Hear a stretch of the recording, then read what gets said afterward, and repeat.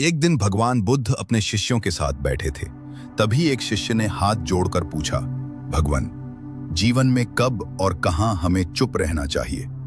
भगवान बुद्ध मुस्कुराए और बोले, हे भिक्षु, चुप रहना भी एक कला है। हर जगह बोलना बुद्धिमानी नहीं होती। जहां शब्द अनर्थ कर सकते हैं, वहां मौन ही सबसे बड़ा रक्षक है। मैं तुम्हें बताता हूं किन अवसरों पर मौन रहना चाहिए।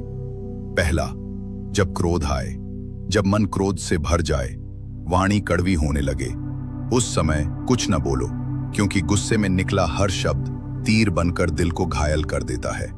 बुद्ध कहते हैं, क्रोध के समय मौन रहो, वही सबसे बड़ी जीत है। दूसरा, अज्ञानी के सामने, जहां सामने वाला तर्क सुनने को तैयार न हो, जहां बुद्धि के बदले अहंकार बोलता हो, वहां चुप रहना ही अच्छा है। बुद्ध बोले, मूर्ख से वाद विवाद करना अंधे को रंग समझाने जैसा है। तीसरा, अपमान के समय जब कोई अपशब्द कहे या तिरस्कार करे, तब मौन रहना चाहिए, क्योंकि सामने वाला अपने कर्म का फल पाएगा। बुद्ध ने कहा, जो अपमान सहकर भी शांत रहे, वो सच्चा वीर है। चौथा, किसी का भेद न खोलने के लिए जहां कोई गुप्त बात बताई जाए या किसी की निजता हो, वहां वाणी को रोकना ही सच्ची मित्रता है। बुद्ध कहते हैं, जिसे मौन रखना आता है, वही विश्वास का पात्र है।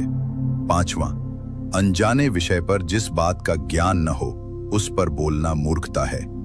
बुद्ध बोले, जहां ज्ञान न हो, वहां मौन रहो, वही सच्चा ज्ञान है।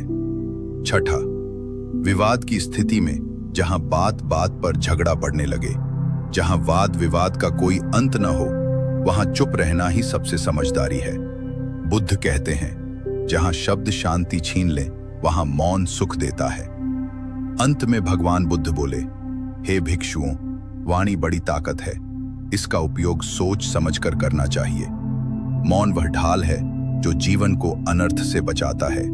जहां जहां वाणी दुख दे सकती है, वहां वहां मौन ही सबसे बड़ा धर्म है। सभी शिष्य इस उपदेश को सुनकर गदगद हो उठे और प्रण किया कि जीवन में उचित स्थान पर मौन धारण करेंगे। बुद्धम शरणम गच्छामि।